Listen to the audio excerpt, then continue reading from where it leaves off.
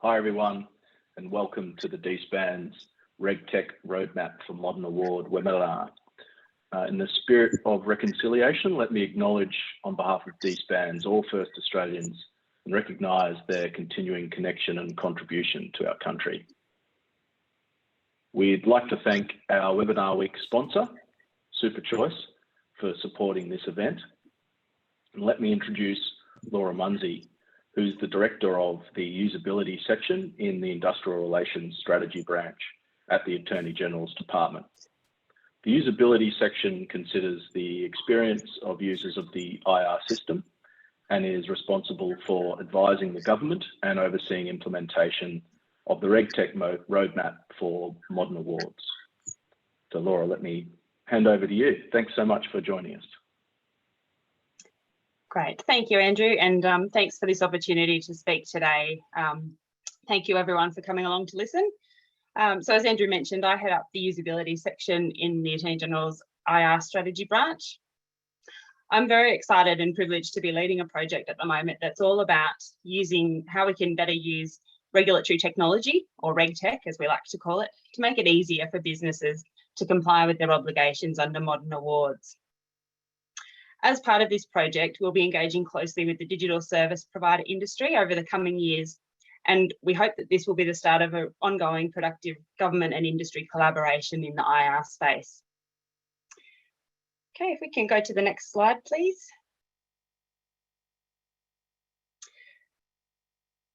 So my presentation today,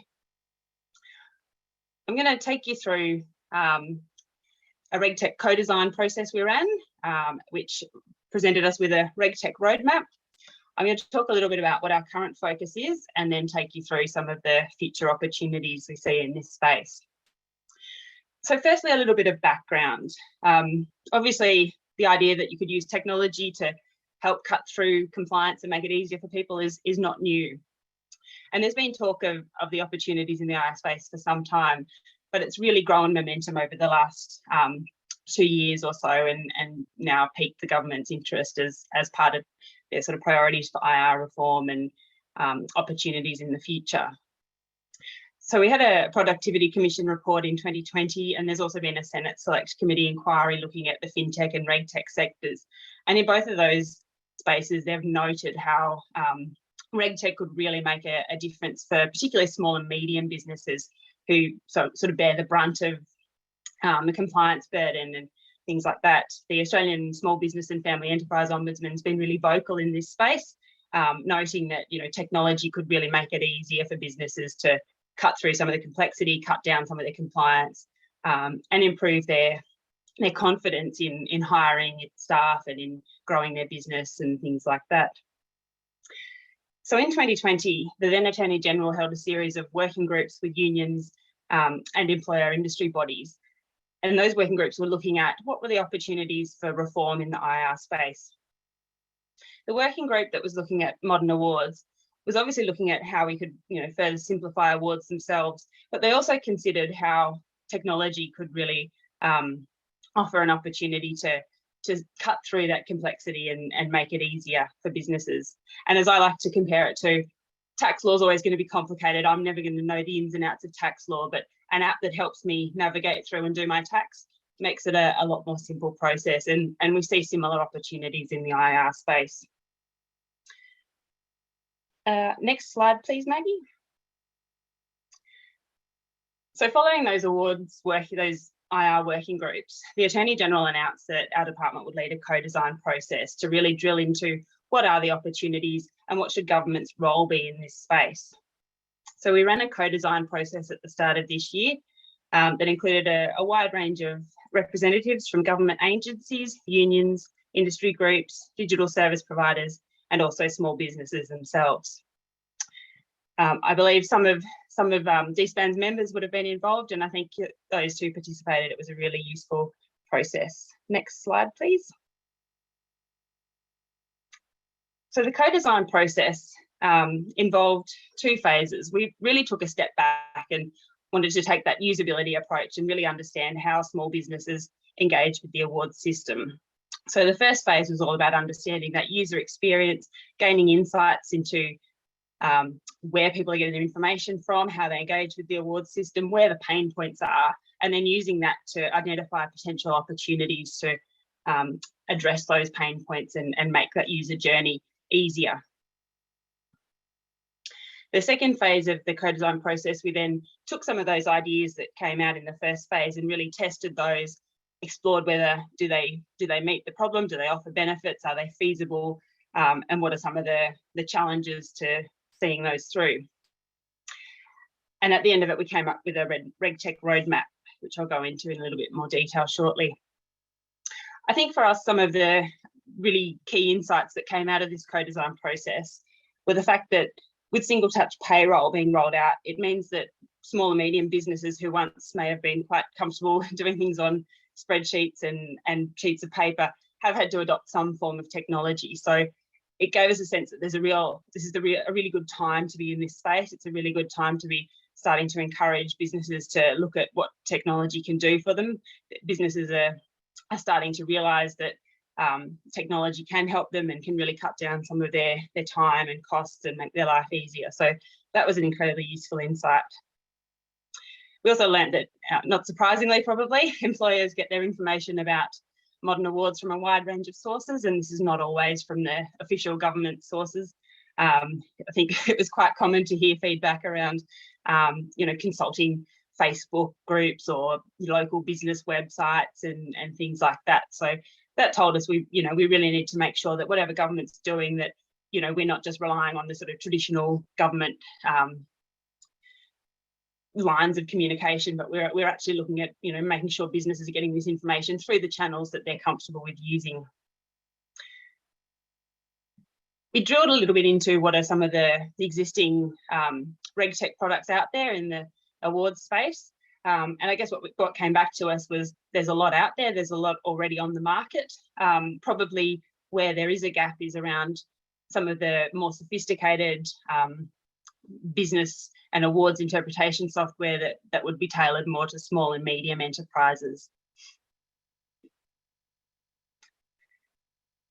When we talk to small businesses, we wanted to understand from them, are they using RegTech products? Do they see the value?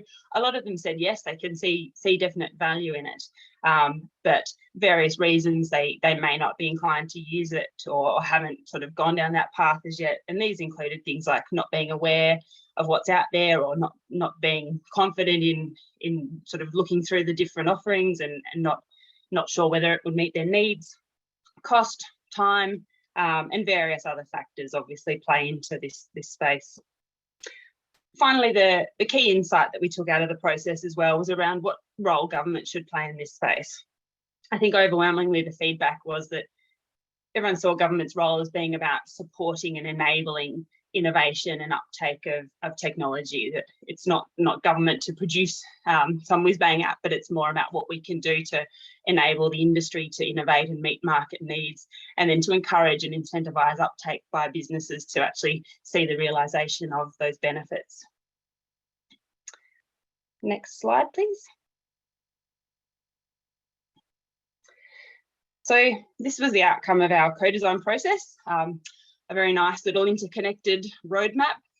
And this roadmap sets out opportunities for the government to consider to use RegTech to make it easier for businesses to comply with awards. It has some short-term opportunities, things that the government could do in the short term that were really things that were ready to be started implementing right away and would deliver some benefits within the first 2 years. The idea is then you could build upon those with some of the medium-term initiatives that would increase the benefits available, and then the potential longer term in the sort of 5 to 10 year timeframe include things like looking at whether moving to the Fair Work Commission actually issuing awards as code and other collaborative initiatives could further increase the benefits and provide greater certainty around awards compliance and things like that. Next slide.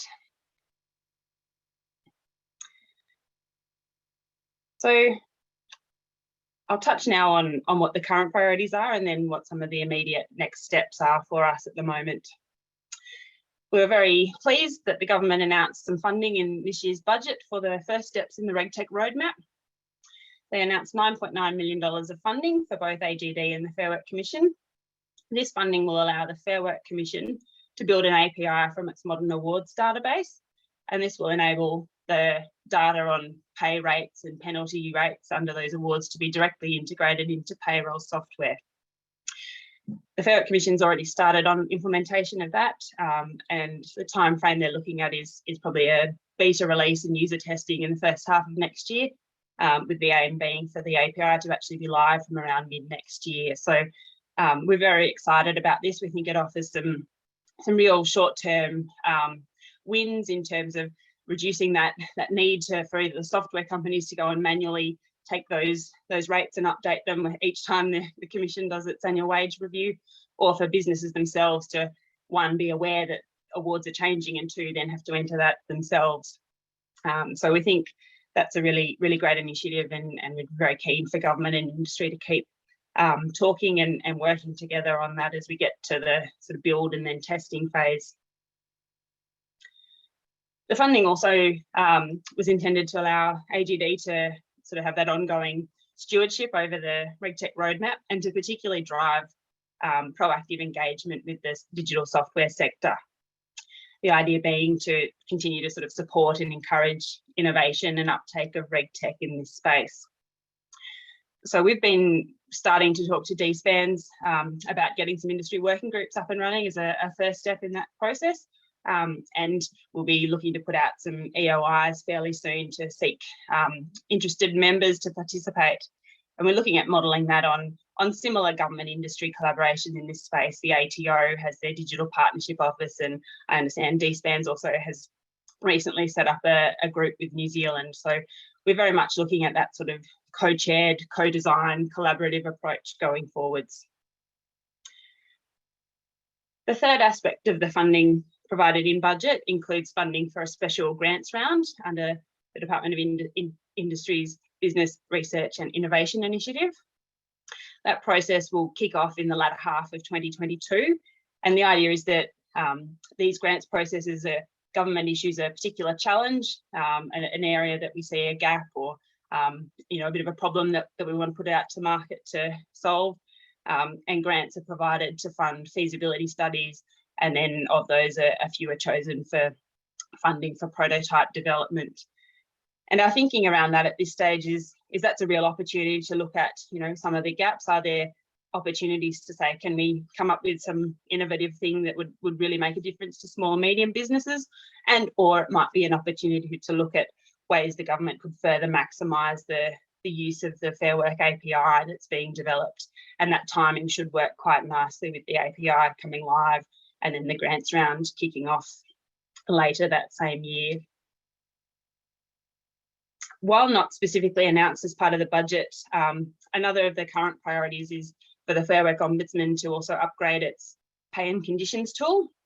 This is an online tool that some of you are no doubt aware of.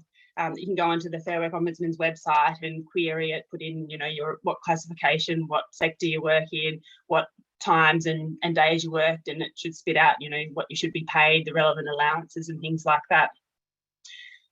That tool's sort of reached its end of lifetime, and so the Fair Work Ombudsman's in the process of upgrading that, which is due to be complete around mid next year. That's also an important first step towards one of the potential medium-term steps, which is looking at whether government would also develop an API from that tool, so that, again, software industry could access the data and the calculations in that tool and build that into their own products. And that work on upgrading the Pact will help to make it, API ready and inform potential future directions.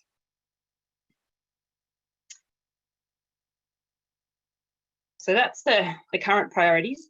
And as I said, we're very much turning our mind to the next steps, to the medium term. As I said, the roadmap is all about a journey and taking the first steps and building on those to deliver additional benefits over time.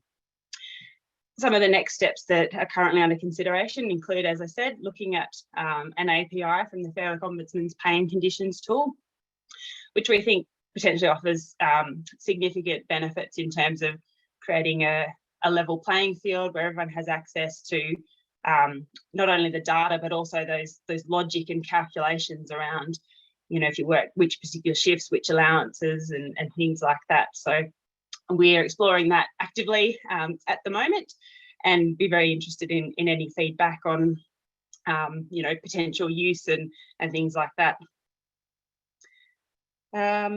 We'll be starting to formulate the challenge statement for the grants round next year, and that's something I think we'd also be very interested in working with industry on understanding some of the opportunities and things, where we could target that grants round.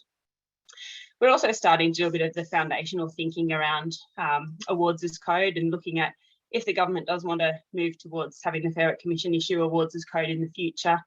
What are the costs? What are the benefits? What are the challenges in getting there, and starting that thinking now, because the roadmap is all designed to be, yes, while that might be sort of 5 to 10 years away in terms of realisation, we need to do some of the groundwork now to see if that's worth pursuing, and if it is, to start that transformational journey. Next slide, please.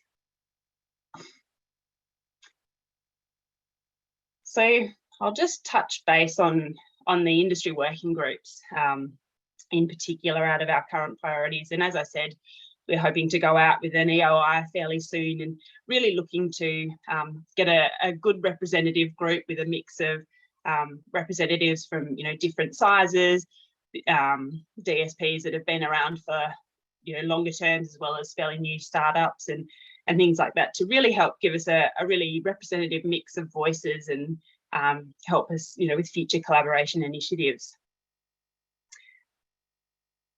We see this group as being a really helpful forum for us to help inform the RegTech Roadmap initiatives, but we also want it to be a genuine co-chaired and collaborative approach, and we're very much looking at having both government and industry members have a say in setting the terms of reference and the guiding principles and the future work program for that group. We see it as being the starting point of ongoing really useful collaboration, and we're keen to use it as a forum where all parties can discuss issues of mutual interest in the IR space. Some of the areas that at this point we think could be areas of focus, or areas that we see the group helping to inform our thinking on, include obviously advice and co-design of the Fair Work APIs and future RegTech initiatives. It's really critical that if government goes down these paths, that these are done and they meet technical specifications and user needs. So we're very keen to have industry actively involved in informing the design as well as the user testing phase and working with us on that. We also see this group as potentially offering useful advice and feedback to us around, the end user, the uptake by businesses of technology, what your experience is, what are the, where are there gaps in the market, or where is there reluctance and things like that. And that will just help inform us to advise government as to whether there should be further incentives towards uptake, whether there needs to be better information channels out there and that sort of thing. One thing we do know in Australia is that small and medium businesses, who are the ones who are most likely to benefit from these sort of measures, do tend to be slower to uptake and have a lower uptake of technology than larger firms, and that's a big risk, I guess, for us in terms of the actual realisation of benefits from this initiative. Another area that we think the group could be really useful to explore as we go forward is some of the potential inadvertent risks or consequences of this measure. I think we're quite alive to the fact that if you make it easy for everyone to pay people correctly under modern awards, you do risk making it easy for everyone to just pay at the bare minimum. And I think we'd be very keen to explore with DSPs and others, what are some of the mechanisms that can be built in? Are there behavioural insights and nudge techniques that can be used in software and other products to give businesses a bit of a sense of, this is the minimum, but you don't have to pay at the minimum. Would you like to pay a little bit higher? What's common across different industries or things like that? Because I guess we wouldn't want to see wages being driven down that's certainly not the goal. Finally, I think the collaboration has a really, really important role to play in terms of ongoing quality assurance and risk mitigation around the APIs. Both government and DSPs obviously have an interest in making sure that any data is accurate and reliable, and that ultimately the products and data that's being relied on by businesses is reputable and businesses have confidence to use it. So we'd be very keen to explore opportunities for collaboration on that sort of quality assurance and audit and risk management piece as well going forward. Okay, final slide, please. So finally, some of the future directions that we see in the RegTech space.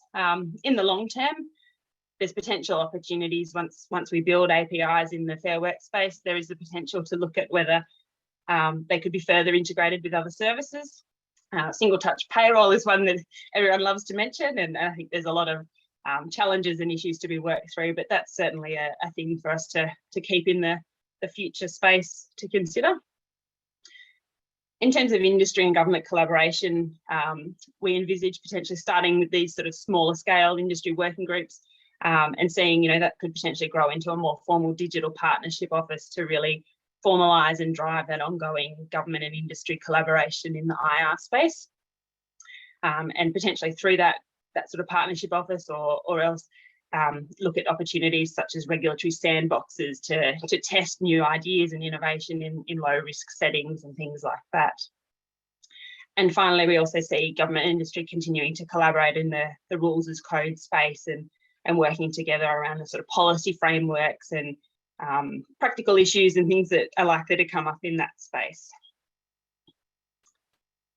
Final slide. So that's the end of my presentation. I hope everyone's found it useful, and I'd be very happy to take questions or comments now. I've left our group email address up on the screen as well as my own contact details. So if you do want to get in touch or if you do sort of want to continue discussions or have any further questions after today, please feel free to get in touch. Thank you. Thanks so much, Laura. We have time for questions now, and people, if you have questions, please contribute them via the Q&A.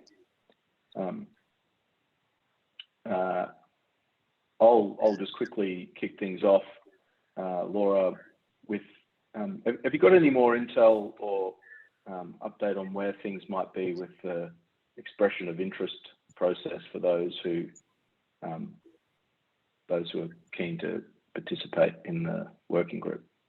Sure, thank you. No, that's a great question.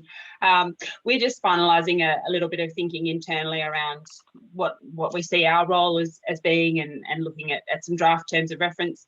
And we'll then be looking at going out for an expression of interest process, probably working with DSPANZ to go out to your members and others to seek interest.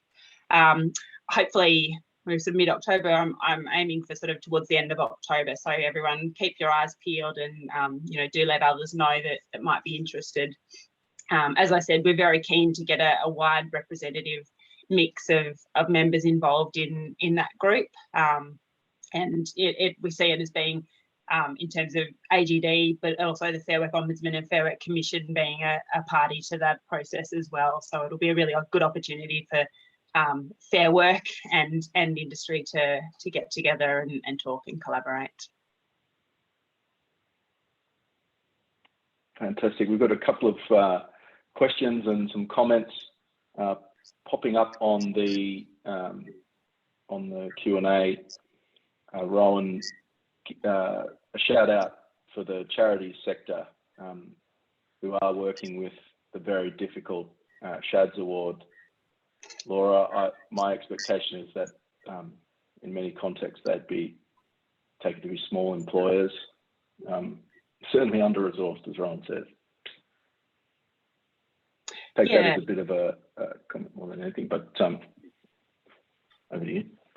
Yeah, look, thank you. That's a really good comment, and I think when we talk small businesses, we often our minds go to the sort of mum and dad or very small business, but I think that's a really great reminder that the charity sector are particularly doing it tough, and similarly the sort of community legal centres and others that have limited resources and a lot of a lot to do and a lot of expectations. So yeah, look, that's a really good feedback, and we'll try and make sure we sort of keep that charity sector as a voice in our work going forwards, and very happy to talk offline about sort of relevance and initiatives in that space. We might wrap the next two questions together because they're related to the Modern Award Pay database. Mm-hmm. First is around expected timings for the API. I'm guessing that's the API that people are that attendee is referring to.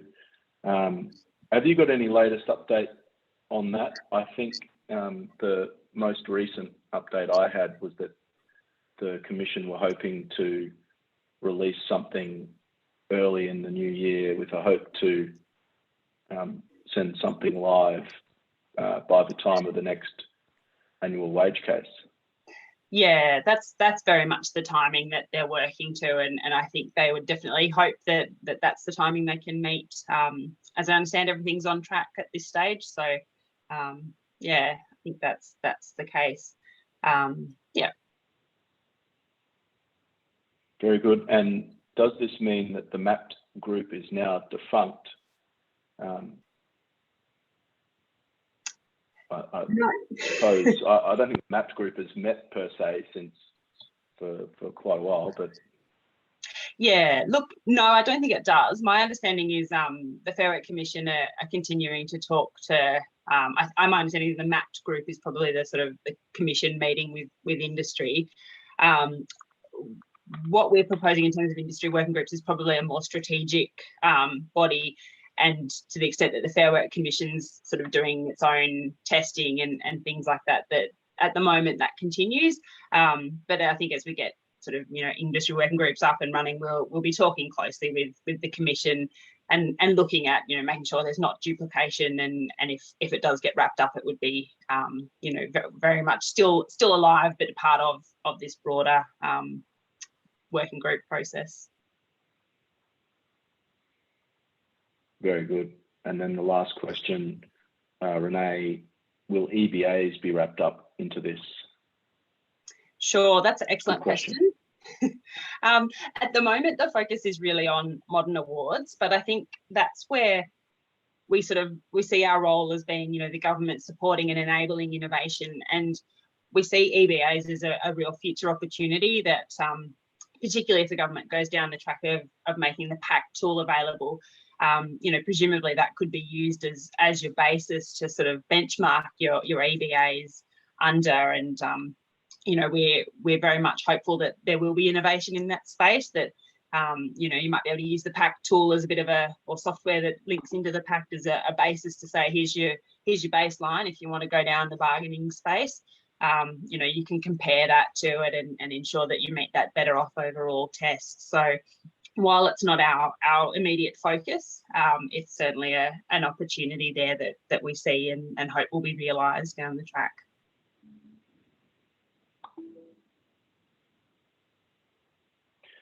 Very good. Does anyone have any additional questions? I won't add any of my own in and take any time up. But that's been very helpful, and thank you. Oh, here we go. Oh, there are some coming in. Very good. Any idea when there will be a draft API schema available, and what extensions are being considered for the Pact? Sure. Look, I probably can't answer timing on a schema. So yeah, probably like one that the Fair Work Commission themselves would have a clearer idea. Sorry, what was the second part of the question? What extensions are being considered for the Pact? Sure. So at the moment, I mean, the Pact, my understanding is the current rebuild or upgrade is around the underlying sort of architecture. I should preface this by saying I'm not a technologist, so I'm probably not the best person to answer the sort of technical details, but my understanding is the architecture's really sort of reached a whole of, reached its end of life. It's no longer supported. So at the moment they're sort of rebuilding it, and as part of that, kind of doing a little bit more sort of quality assurance and testing to ensure the underlying data is all accurate and reliable. And as I said, if government's to look at an API from that, it's also about kind of future-proofing it and making it API ready. And then I guess in terms of, I don't know that there's necessarily any extensions being considered at the moment beyond that idea of building an API and the sort of detailed design and planning work for what that looks like, and the how that could be used is yet to be done, sort of pending government decision in this space. So the pact will more or less be the same, but with some API functionality is what you're looking at. Yeah, that's correct.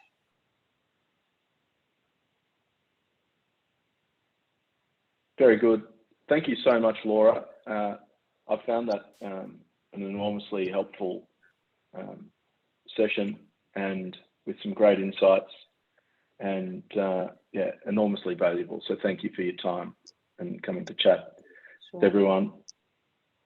I'd like to thank SuperChoice again for supporting this event.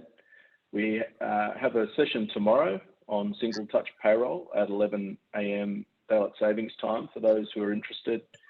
And just a reminder that this session has been recorded and will be available to everyone who attended over the coming weeks.